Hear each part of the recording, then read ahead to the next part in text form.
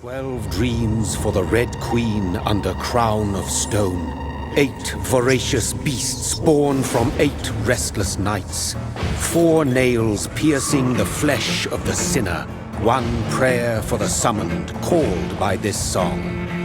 'Tis perhaps the countdown to oblivion for the once proud city of London. 'Tis perchance her inhabitants' last dance alone to face death and pestilence. You can't say that Vampyr isn't at least honest with you. From the very beginning, the game warns you that playing as famous military doctor turned undead brooding menace Jonathan Reed, the fewer lives you take, the more difficult the game will be. And it is. Here are 7 reasons being a good guy in Vampyr really sucks. What is darkness but lurking sun? What is wall but enslaved stone? What is glass but tortured sand? What is song but a call to arms? What is hate but jilted love? What is life but death pending? Since you're told before you even gain control of Dr. Reed that taking human life is bad, you might be confused to learn that that doesn't include all human life. Killing and slurping the blood of humans during combat is just fine. It's only taking the lives of named civilians that the game actually counts towards your overall death tally, which is sort of odd, considering that you wake up as a vampire and within seconds of the game starting you're being attacked by a bunch of angry cockneys while Jonathan Reed insists he doesn't want to hurt anyone. Yet, hurt them you must. So bear that in mind if, like us, you start the game with the intention of playing through on a clean hands difficulty. You can attack these guys with impunity, and it won't count against you in the grand scheme of things, apparently. Which is a little odd in a game that likes to talk about the sanctity of life, but hey, guys gotta eat and vampires gotta throw things at you to fight. You don't just need to fight and kill these guys though, you also need to feed. It's not explained all that well at the beginning of the game, but aside from blood being used to level up your skills and unlock new combat abilities, blood is also harvested and spent as a resource during combat. Think of it as a vampire's mana gauge. The best way for you to replenish your blood gauge is to stun enemies to the floor so you can bite them. And the best way to do this is to use an offhand weapon like a wooden stake to tap away at a separate segmented gauge below their health bar until they fall down. It's repetitive, but it gets the job done. And more blood means you can unleash more powerful special attacks or heal up aggravated damage using your autophagy ability. Being able to alternate between dealing real damage to an enemy and then making sure your blood gauge is topped up is key to winning fights both big and small in Vampyr. So ripping out the throats of angry vampire hunters is just something that even the most peaceful undead doctors are going to have to get used to. It creates a bit of an odd situation for those peace-loving players though, where Jonathan Reed will feel despicable about killing rats, but won't so much as bat an eyelid, no pun intended, over killing a string of at least 20 human vampire hunters in a row. Guys who were just trying to protect themselves and their families. Well, it's us or them, I guess. Morality system be damned. Here's the real difficulty in being a good guy in Vampyr though. Fighting human and undead alike and completing quests reward you with XP, with which you can level up your health, stamina, and combat skills. But by far the fastest and most effective way of harvesting XP is by draining the blood of civilians, named NPC humans that you meet throughout the 4 districts of London that comprise your hunting grounds. But you know these people, and often they know you.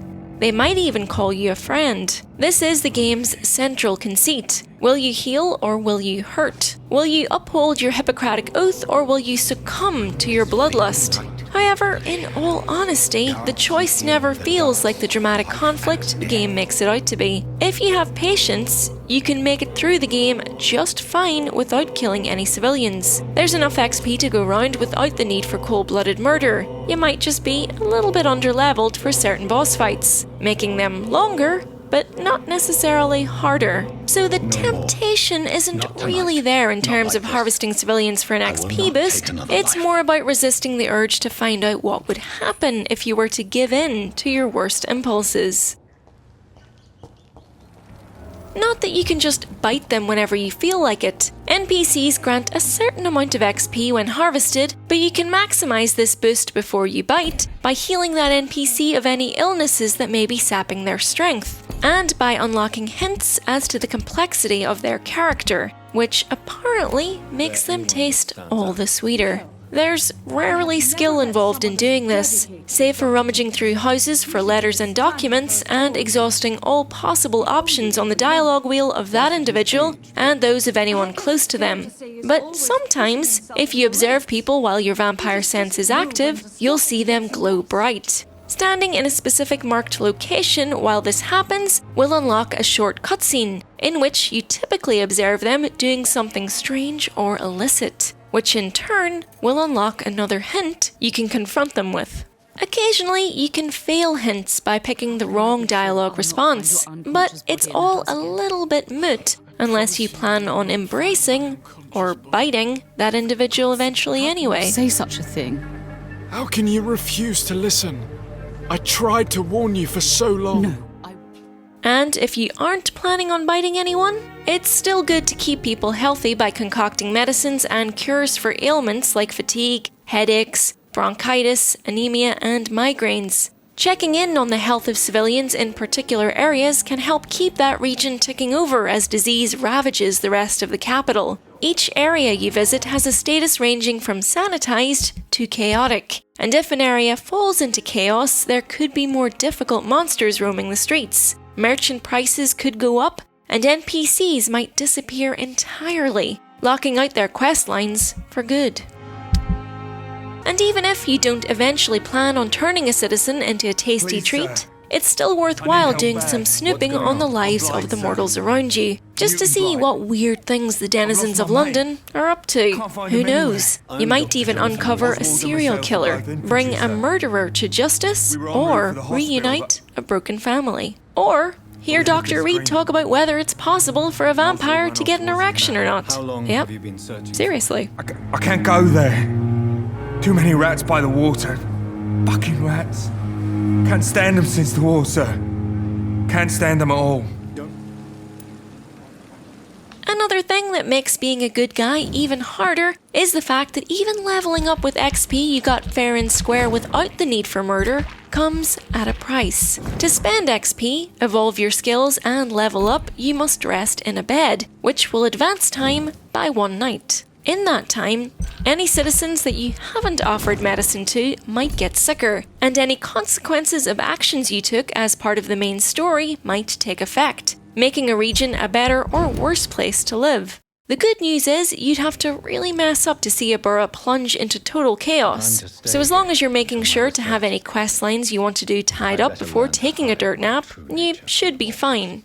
Just bear in mind that no matter how diligent and virtuous you are, it's very unlikely you'll be able to save everyone. Damn it, John, you're a doctor, not a miracle worker. Even the ones you do save might not stay saved. It's hard to keep people alive with so much death and pestilence everywhere.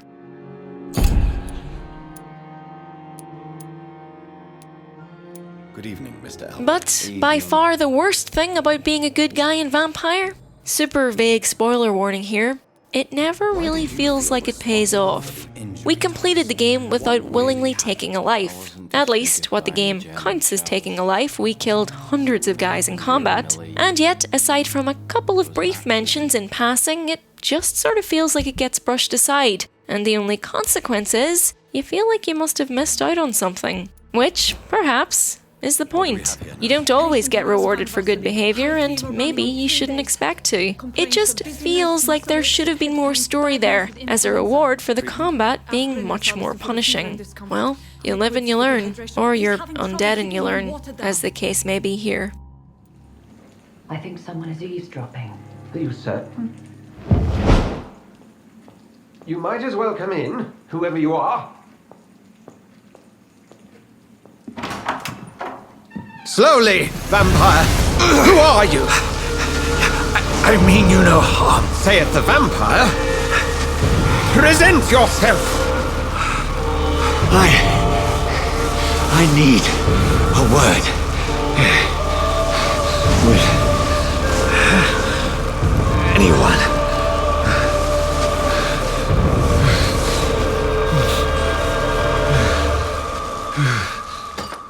Have you been playing Vampyr? Will you be picking it up, and how will you be playing it? Let us know in the comments, like if you enjoyed this video, and subscribe if you'd like to see more from Eurogamer. Here's a couple of fun Let's Plays and lists we've done recently. I can definitely recommend Dark Souls if you'd like to see even more death and destruction. Lovely note to end on that.